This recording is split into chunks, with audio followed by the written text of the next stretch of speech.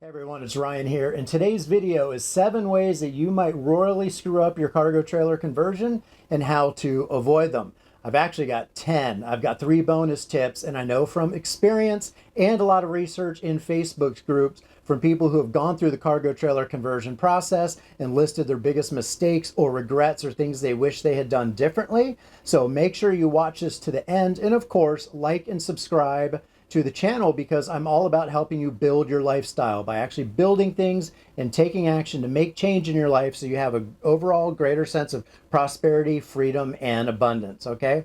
So let's dive into these 7 or 10 perhaps ways that you may screw up your cargo trailer big time that could cost you time, energy, and or money, or possibly all 3, and worse yet, could cause you injury or even death, which I'd say that's a pretty important topic, so let's dive right in.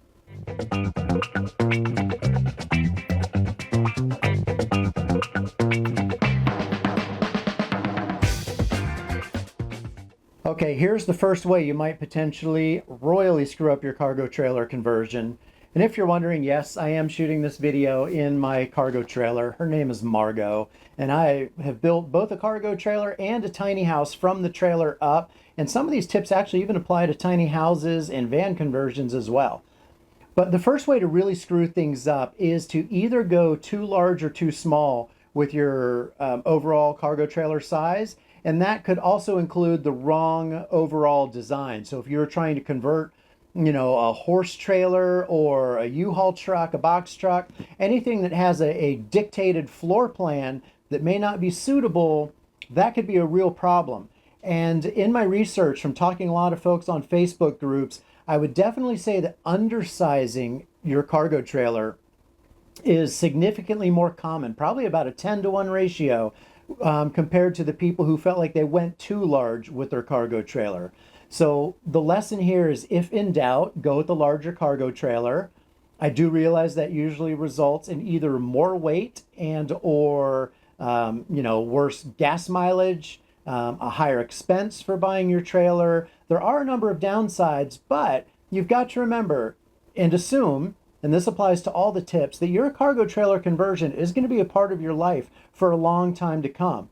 And if you start to question about whether or not something is worth it, the investment financially, consider that you're probably going to use your cargo trailer for at least 1,000 uses.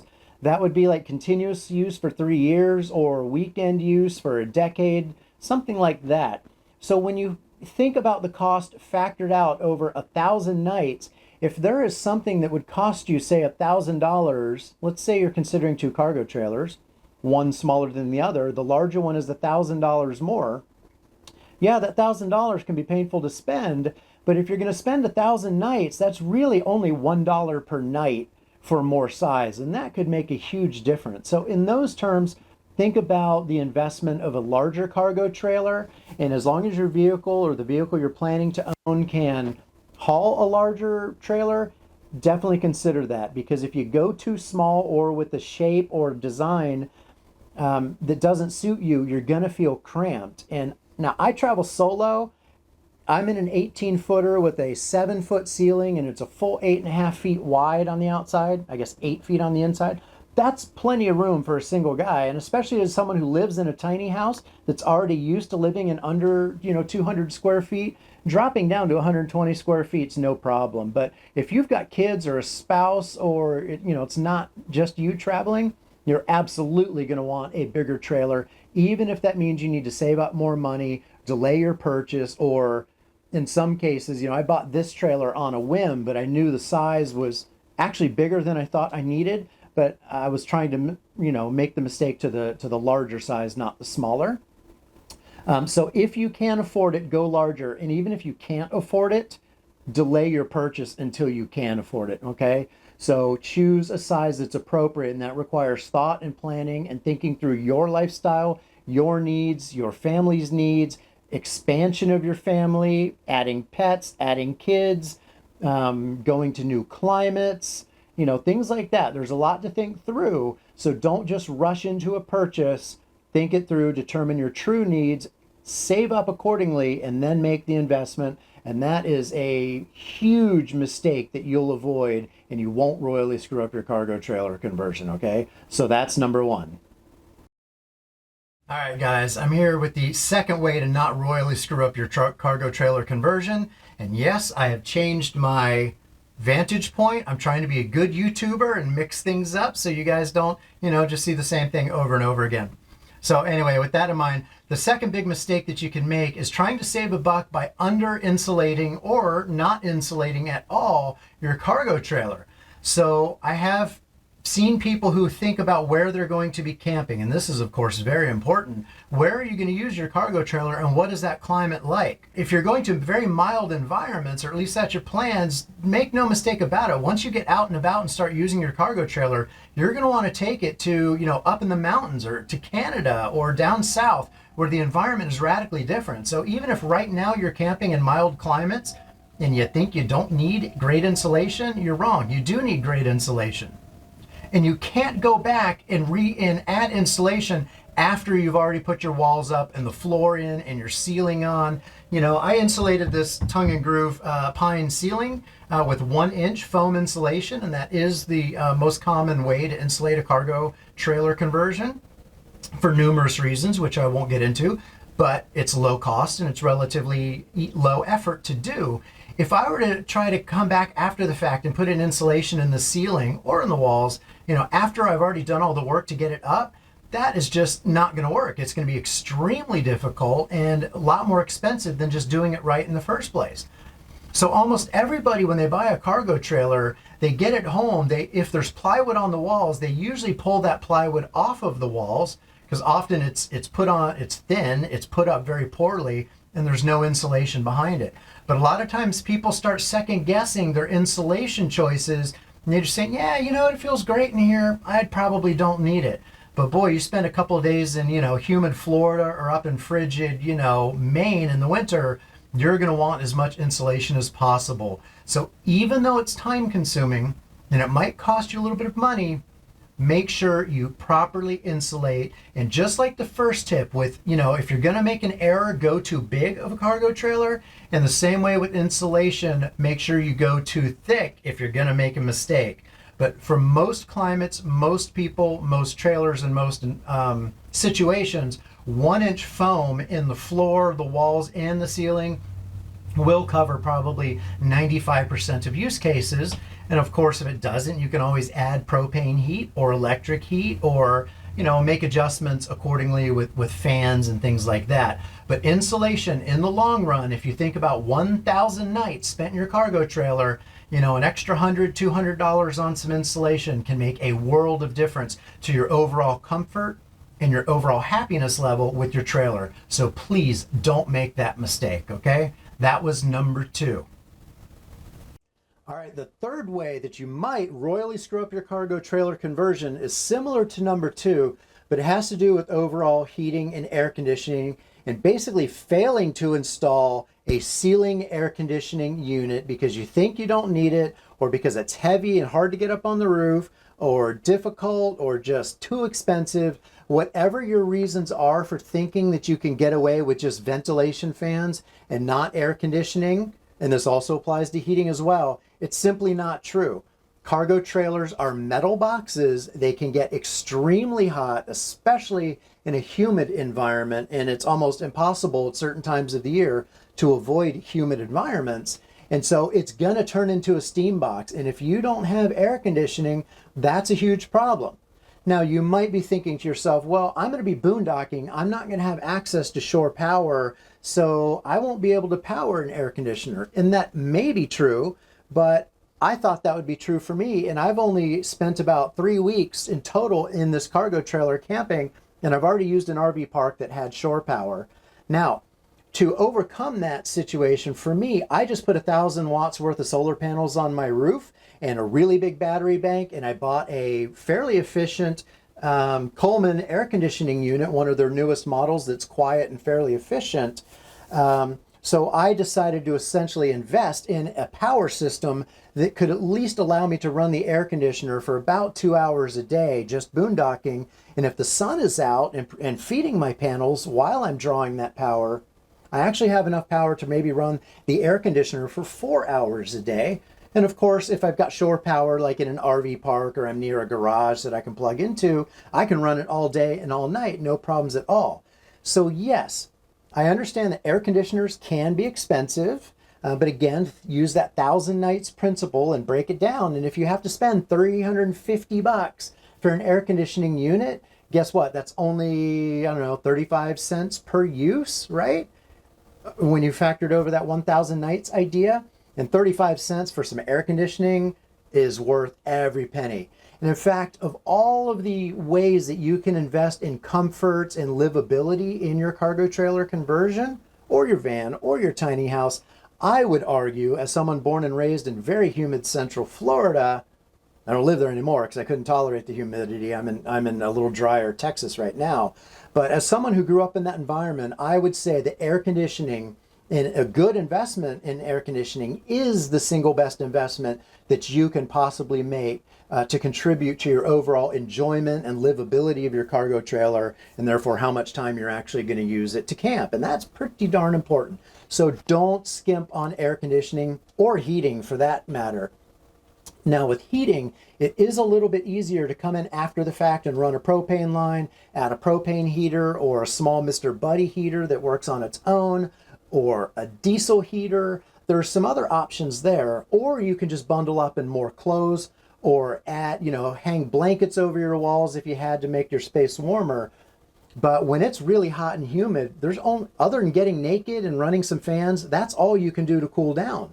And once you've done that, you are pretty much out of options aside from sitting on a block of ice. So absolutely do not skimp on your air conditioning, or I guarantee that you will feel like you royally screwed up your entire cargo trailer conversion project, all right? All right, guys, obviously I moved outside. I'm trying to mix it up for you. But the fourth way that you might royally screw up your cargo trailer conversion, this way ties into some of the previous things we talked about, like in the last tip with the air conditioning, and it's not doing a thorough power analysis to figure out your power needs. And there's crap on the lens. Let's see if I can fix it. Did that work? Hopefully. And not doing a power analysis to determine your actual power needs, and then going with a power system, a solar system, and a battery bank, and an inverter accordingly. Because think about it, almost everything that you do in your cargo trailer conversion requires power, right? You're going to run, you're going to cook, you're going to heat, you're going to clean, you're going to run lights, you're going to run, accessories, you're going to charge your cameras, maybe run a laptop, a router. Everyone has unique needs, and all of those things chew up power, right? Well, if you want to be able to do all of those, you can't just guesstimate how much power that you're going to use and guesstimate how much battery or solar panels you need, because you're going to get it wrong and you're going to undersize it. So there are spreadsheets out there, and I think I'll link to one under this video. So you need to undertake a power analysis by listing out device by device everything that you're going to use, figure out how much power it actually draws, and figure out how many hours or minutes a day that you're going to use that item. Add it all up, and then let the spreadsheet tell you your total power needs for a day. And once you have that total, you can then, a good spreadsheet on power usage that is based on current solar capacities in lithium phosphate batteries will tell you exactly how much battery and inverter and solar panels that you need. There are some variables related to where you live and how much sun you get. So clearly, if you get sun 12 hours a day most days because you live in Arizona, really sunny, or like I do in Texas, you can probably get away with less solar panels as someone who lives, in New Hampshire or Michigan, right, where you're not going to get as much sun throughout the day or throughout the year. But that is all factored into a good power analysis spreadsheet. Now, some people hate spreadsheets. Some people hate Google Docs. They hate math. They hate calculating anything. If that's true for you, that's okay. Get someone to help you. Locate one, use the spreadsheet that I will link to. Get someone to interview you and just ask questions, and then have that person plug in the answers, and then let the spreadsheet spit out how much you need. And then based on what the spreadsheet tells you for the amount of solar panels you need and how much battery you need to invest in a solar system accordingly. And if you try to skimp in this area, just like if you try to skimp on insulation or on air conditioning, you're absolutely going to end up with a cargo trailer conversion that does not meet your needs. Pausing because it's getting windy. So please put in the time and effort to do a thorough, accurate power analysis and create a power system that's going to serve your needs. Because if you don't, you will feel like you royally screwed up your cargo trailer conversion. And in the end, it's either going to be less livable than it should be, and a plane overhead too, sorry about that, or you're going to have to go back and add things after the fact. Now, if you have plenty of roof space, you might be able to upgrade and add more solar panel capacity later. But some other things, like if you buy an all-in-one inverter / charge controller, that's not cheap or easy to upgrade later. It's going to require doing some rewiring or some reconfiguring.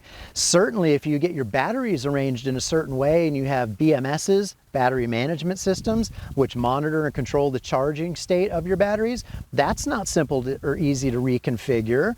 It also ties into how many outlets you spread around your house. There's all kinds of factors there, all of which is vastly easier and cheaper to figure out and install up front and do it right once the first time than it is to go back after the fact and try to make changes. So please get a power analysis spreadsheet, calculate your needs, and then build accordingly. Otherwise, you are going to feel like you royally screwed up your cargo trailer conversion. Okay, that was number 4. Okay, the 5th way that you can royally screw up your cargo trailer conversion, and the way to avoid it, is to not properly mock up a floor plan and actually live in that floor plan, or at least live for a day inside that floor plan, to make sure that the layout is going to work for you, your family, and your overall lifestyle. I have discovered in doing 2 major builds of small living spaces that small changes can make a world of difference. I also have observed in my research and talking with other tiny house owners and van dwellers and people like that, and cargo trailer converters, that small changes or little tweaks to a layout can go a long way. The only way you can really know if a layout is going to work for you is to actually spend time in it. So there's different approaches to doing this. The first and the simplest, of course, is just mocking it up on paper, like on graph paper, putting everything on the paper that you think you're going to need, and then just mentally imagine yourself in that space going through the motions of your day-to-day routine. And that's what I'm saying here is you actually have to go through the motions of your day-to-day routine, not just think, oh, I'm going to cook. Yep, I'm going to poop. Yep, I'm going to watch TV, those kinds of things. You actually need to kind of simulate or imagine going through those motions with a lot of accuracy. But better than paper and your imagination is the next step up would be to lay out a floor plan in your driveway or in a parking lot or in actual size on a 1-to-1 scale. And that way, even though you won't have the 3-dimensionality, you could still say, well, if I have a bed here and a wall here or a kitchen counter here, is there enough space for me to physically move through, that space? And if you draw out with either chalk or tape on the ground your kitchen counter, and you take some paper plates, you can kind of see how many plates would fit on that countertop, things like that. Especially if you're going to work, if you've got to work from your cargo trailer conversion like I do, figuring out the height of your desk and the size of the desk and what you can reach from your office chair, where's the light switch and the overhead light, is it going to shine down on your laptop in the right way? All of those types of details that you would never really think of, you'll think of once you actually sit in a physical space that's as large as your proposed conversion is going to be, and then pretend to do all of those functions so you can see what works for you and doesn't work for you. Now, one step up from that, and I think this is the best, fastest, cheapest way for most people to figure out your layout, is to use sheets of cardboard. If you have to buy boxes from the U-Haul store or Home Depot or something, do it. but to actually make fake furniture, a fake desk, a fake kitchen, a fake bed, using duct tape and cardboard, so that everything now has three-dimensionality, so that you can move around in the space. And yes, it might take you a few hours to build a bunch of cardboard squares, things that simulate, but I've done that and it works really well. I've also done the same idea, but with really thin, really cheap plywood, and just take a brad nail gun and just tack together plywood and 2x4s to make a quick bed platform, and to make a quick desk platform and a countertop, and maybe a box for a shower, a toilet area, things like that. Once you have that three-dimensionality, you can really get a sense of whether or not you're going to be able to move and function, and especially if there's multiple people in your family that are going to occupy the cargo trailer, freedom of movement is very important. When I was 18, I joined the Navy and I lived on a destroyer for 3 years. And in some spaces, they were so tight, you really had to do kind of a dance and a shuffle to get people in and out of a space and moving around each other in a way that's efficient. I know you know the feeling of having too many people in a small kitchen. Well, that's exactly what a cargo trailer is. It's essentially a small kitchen, right? And you don't want too many cooks in the kitchen. So by mocking up the space, you can make determinations about what needs to move or shift, what might be too small or too big, and overall you're going to determine if the layout, the floor plan, is going to work for you or not. I would also add, I don't want to be long-winded, I don't want this video to go forever, but what I did in my cargo trailer is I built the absolute essentials, like a kitchen, a shower, and a bed and a desk, but I did not do any shelves or cabinetry. And now that I've used the trailer on 3 weekend trips and now a 2-week-long trip to Big Bend, after having lived in the space, now I really have a firm understanding of my storage needs, of my cabinet needs, and I've got a bunch of plywood I bought yesterday. I'm going to spend this weekend actually building cabinetry and shelving to make the experience overall better and make my cargo trailer more livable. So some things you can actually hold off on until after you've spent time in your cargo trailer conversion. But even though, I guess the bottom line is, I know you're eager to get started or to continue building your cargo trailer, but if you haven't yet mocked up the layout in 3 dimensions, please use, cardboard or plywood to mock it up, spend a few hours in there, do the, the dance of daily life, and figure out if it's going to work for you. Because if you don't, you're going to feel like you royally screwed up your cargo trailer conversion, and I don't want that for you. So that was screw up number 5 and how to avoid it. All right, guys, number 6 way to not royally screw up your cargo trailer conversion. And by the way, if you're liking these tips and you think they're going to be helpful, please like and subscribe. That's the best way to show your support for this channel. Now, with that said, number 6 is not properly sealing up your cargo trailer to protect it from the elements, from water leaks, from wind seeping in, things like that. Or sealing it up, but having moisture inside your walls or your floor that you don't know about, so that when you seal it up, when you put the plywood on the walls or insulate it, if there is hidden moisture behind there, you're basically going to have your cargo trailer start rusting out slowly, and it's hidden from view, and you won't, discover it until it's kind of too late, and the repairs are very time consuming and expensive. I talked about insulation and doing that right the first time. And if you had to go back after the fact, after your cargo trailer was already converted into a travel trailer, and attempt to put in insulation, yeah, that's going to be really difficult and time consuming. Okay, my memory card got full, so let's try that again. So in the same way, if you had to insulate after the fact, it's going to be expensive.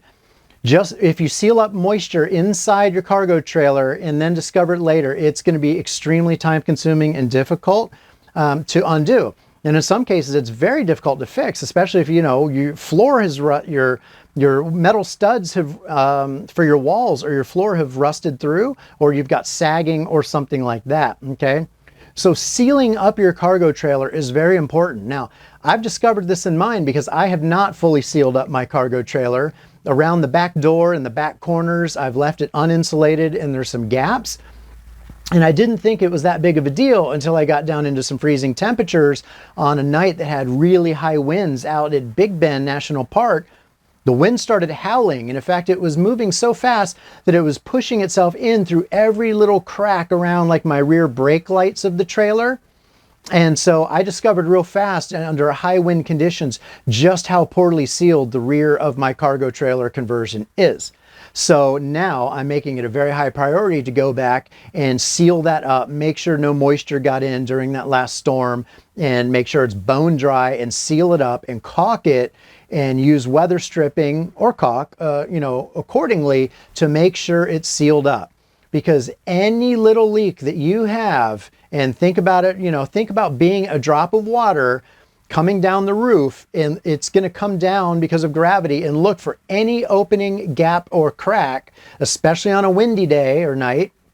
Wind will push moisture into a gap that you can't even see, and it will immediately start rusting and degrading your trailer. So just think that you're in a war against the elements, rain in particular, humidity of course, but wind as well. And make sure that you, especially if you're buying a used cargo trailer like I did, make sure you get the plywood off the walls. If there's any existing insulation, remove that and inspect your trailer with a fine-tooth comb. And when you see any instances of rust, you've got to treat it, get rid of it, paint it with rust-specific paint, or do whatever it takes to solve that rust problem. Even if it slows you down and sets you back, a couple of weeks, and you're, chomping at the bit to get out on the road and get camping, take the time necessary to do it right the first time and seal up your trailer moisture free.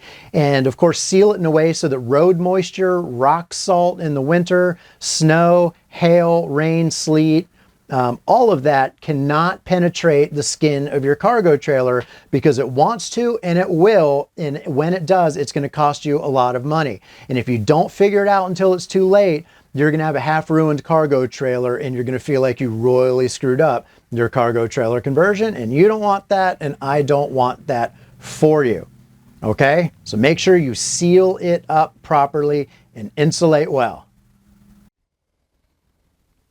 All right, the seventh, but certainly not the final way that you might royally screw up your cargo trailer conversion.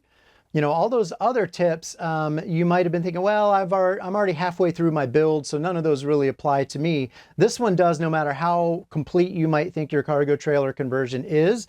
And it has to do with towing your trailer. Failing to use a proper hitch, specifically a weight distribution hitch, because let's face it, unless you've got the smallest of cargo trailers, it's going to be heavy and it's going to put a burden on your tow vehicle. So you probably need a weight distribution hitch, because the more weight that bears down on the rear bumper of your tow vehicle, the less weight you have on the front wheels of your tow vehicle. And most vehicles are front wheel drive. And so with all that weight back there, losing, traction on the front is a real concern. So overburdening your tow vehicle is one issue. And then sway is another huge issue. Because one big semi truck going past your rig at too high of a speed can cause severe sway, and that can easily cause a crash. It can cause a fatality or injury. It definitely can cost you money and time. So it would be a shame to go through all of the build process, all of that time and energy, to make yourself a mini castle on the road in the form of a cargo trailer, and then let, one semi truck go flying past you doing, 100 miles an hour for you to crash your cargo trailer, right? All of those concerns are easily solved with a weight distribution hitch and the proper hitch type. All that's very important, with anti-sway countermeasures. And there's a number of different ways of doing that. But in my research, most of the anti-sway hitches and weight distribution hitches run the $300 to $350, maybe $500 mark for a really good one. And considering what's on the line, your trailer and potentially your family's lives, I think that's an investment worth making. Now, I failed to do that. And when I built this tiny house that I'm in, which is about a 15,000 pound tiny house, I pulled it with a dually, which is, a diesel dually truck, which did the job admirably. But I got a severe amount of sway on it, and I did not do my research before I drove that thing down from Boise, Idaho, down to Dallas, Texas, where I live now. I just didn't even know about anti-sway hitches. I was totally clueless when it came to towing. I just went for it, and the sway almost caused me to crash several times. It's important. Even with an anti-sway hitch, towing is still risky. In fact, on this trip, when I left this latest trip that I did, when I went down to Big Bend National Park, the very first day that I left my house and started on that trip, I filmed a video about this, but I had a piece of debris fly off of another car and come hurtling through the air right at my truck. And I knew I shouldn't swerve quickly, but I did, I'll call it a half swerve. I definitely moved out of the way quickly, but only at about half of the what's the word, degree that I might if I had not been pulling a cargo trailer. And that still rocked the hell out of my trailer, and I almost lost control, even with an anti-sway hitch. So they're not, you know, fail-safe. You can't drive crazily even with an anti-sway hitch. But that type of thing can happen to anyone, no matter how good of a driver you are. So if you've invested thousands and thousands of dollars into a cargo trailer conversion and you want to spend 1,000 nights in your cargo trailer, you absolutely need to tow it properly. And that means you need both a weight distribution mechanism and an anti-sway mechanism, and of course load ratings for your tow vehicle, the cargo trailer itself, and the tongue and the hitch coupling system. Those all need to match and be appropriate for your weight and for your rig. So please do not skimp in that area. Do the research, learn about anti-sway hitches, spend $300 to $500 that it takes, and tow that thing right. And hand in hand with that, don't go above 60. There's no reason for you to go across the country at 70, 80, 90 miles an hour with the trailer in tow. Slow down, enjoy the ride, let everybody else drive crazy, and I would encourage you to poke along in the slow lane. And between those two things, I would say there's a good chance you'll avoid completely wrecking and ruining your cargo trailer conversion, all right? So that was number 7. Now stay tuned, I got 3 more. I'll try to go through them quickly, but they're worth talking about. So let's dive into number 8. Okay, this one has to do with making suspension changes to your cargo trailer without seeking the advice of a professional, okay? A lot of people want to get their cargo trailer up higher off the ground so they can go a little bit off-road or go into dips or peaky driveways without scraping bottom, and that's normal, that's totally understandable. But by design, cargo trailers do sit low to the ground. And there are ways to raise them up without doing like a lift kit. You can actually just flip the axles on them sometimes, or, you know, put the axle above the leaf spring instead of, you know, below it. There's all kinds of different tricks like that.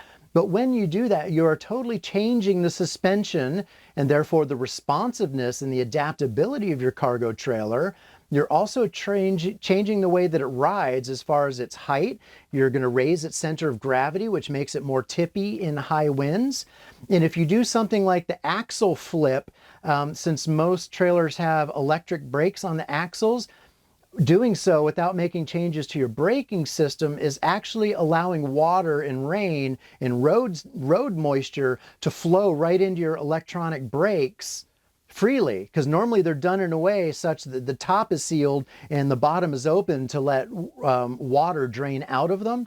If you were to flip those upside down, now you've opened the top so that they can fill with water and water can be trapped, and that can cause a brake failure.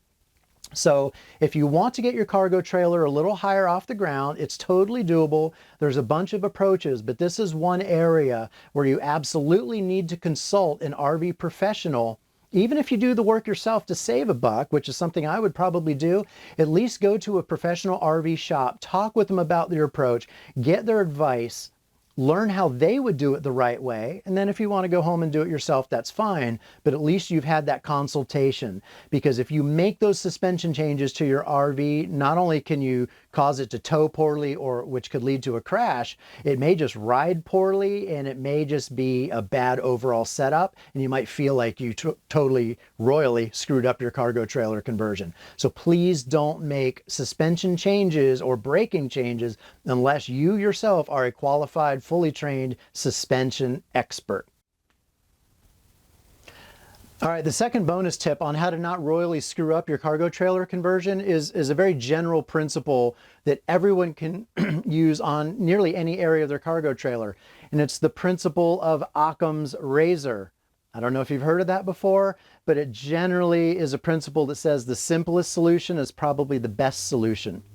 So with all of the modern technology that we have available to us, it's really tempting to go fancy, to go complicated, to make things complex.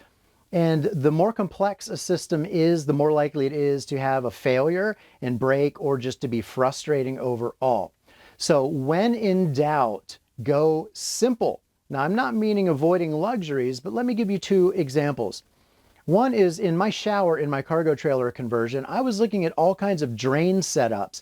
I was planning on draining my shower to the outside, but I was looking at all the store-bought Home Depot drains, and a drain can be like $50 and be very expensive, but they have to be recessed properly in the floor, and of course in cargo trailers, depending on what you put down for plywood for the subfloor and then the real flooring over top of that, the depth of it might be off. There was a lot of considerations, and I found myself trying to buy 3 or 4 different drain components to get it all together in a way that I thought would properly drain, my shower. And then I realized, you know what? Why don't I just use a hole saw, cut a hole in the floor, and maybe put a piece of PVC tubing down into that, and then just seal the hell out of it with caulk and, polyurethane or whatever, and just let gravity let it run down the tube into a bucket or onto the ground, depending on where I'm camping. And so that's what I did. And yes, I had to cover the tube with a little piece of mesh to keep insects from flying up into my cargo trailer from the grass underneath it. But it's worked out really well so far in the month that I've been using my cargo trailer. And it cost me, $5 instead of about $100 that the store-bought drain route was going to go. Another way you can save money by applying the Occam's razor principle is with toilets. A lot of people start to look at really fancy composting toilets or incinerator toilets or, flushing toilets with a massive black water tank. All of that also gets really complicated because now you have to worry about, the weather and your black tanks freezing. So now people get into heating their black tanks and all of that type of stuff. And if you're a family of 4 or 5 with pets, maybe that's absolutely essential. But if you're a single person or it's just maybe 2 of you, maybe you should consider just getting a simple porta potty camping toilet that fills up, but it's self-contained, and you just take it once a week and dump it into a real toilet wherever you can. Yeah, it's a little smelly and nasty to do it, but it works, and they're a lot cheaper and simpler. So apply that principle of simplicity first. Only bypass a simple solution if you just can't come up with one and some complexity is absolutely required. That applies to your solar system. It applies to your overall kitchen. Maybe you think, here's another example. In my cargo trailer, I could put an electric water pump in my kitchen, but of course, the moment you open the faucet, you're pumping, a lot of water through that. And if you're using water tanks, fresh water tanks, you've got a limited amount of water storage. And you have to run electricity to the pump, and the pumps can fail, yada, yada, yada. I ended up going with a whale gusher foot pump so that I'm using very little water and using no electricity in the process.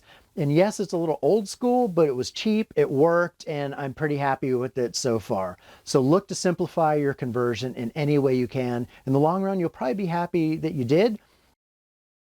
Okay, one final location change and one final tip. This is bonus tip number 3 on how to not royally screw up your cargo trailer conversion. And it has to do with listening to qualified experts. I mentioned it a moment ago when talking about making suspension changes, but I did a lot of research on cargo trailer conversions before I started mine. And of course, the go-to place for that is typically Facebook groups, maybe some subreddit forums on Reddit. Those are the 2 big ones. And there are a lot of people with a lot of experience on those forums, but there's also some yahoos on those forums who think they know what the heck they're talking about, and they absolutely don't. And while they're trying to be helpful, if a lot of times they're offering advice based on a limited amount of information or based on a limited amount of experience. So always keep in mind that you want to take advice from qualified experts wherever possible. Now, here I am giving you these, 10 tips on how to avoid royally screwing up your cargo trailer conversion. How do you know I'm qualified to render the advice? Well, one is I'm keeping them general, not specific. But if I were seeking advice on plumbing, electrical, suspension, tow hitches, roofing, air conditioning, things like that, I would absolutely seek out qualified, trained technicians who knew what the heck they were talking about. And you can do that on YouTube. Just make sure you're subscribing to channels of people who know what the heck they're doing. Same thing on Facebook. I didn't mention YouTube at first, but that's obviously a big go-to source of information for cargo trailer conversion help. I read a book when I was younger that I recommend for everybody called The Richest Man in Babylon. And it's one of those advice books on how to grow your wealth and live a life of prosperity. And one of the tips in that is don't take investing advice from a bricklayer. And that I really took that to heart, because a lot of people do take financial advice from people who really aren't financial experts. And with cargo trailer conversions, a lot of people take advice from people that I can tell just by their response that they are not qualified to render an opinion. So take everything you read with a grain of salt, verify it with 2 or 3 other sources if possible. Seek out qualified experts wherever possible, especially on very technical systems, right? And don't just take the advice of someone on an anonymous, YouTube page or Facebook group who seem to be experienced, but really may only know one way of doing things in a specific time, place, or environment. And their advice doesn't really apply to your trailer, your system, or your needs, okay? So just keep that in mind when you accept advice. If you found these tips helpful, again, like and subscribe. That's the best way you can support this channel. I do need and appreciate your support. And share this video with anyone else you know that might be working on a cargo trailer, a van, a tiny house, or anything that's going to be a mobile rig, because almost all of these 10 mistake avoidance ideas that I just gave you apply across all of those different platforms, okay? So again, I'm Ryan. Thanks for watching, and go out and please build your lifestyle. Talk to you soon. Bye-bye.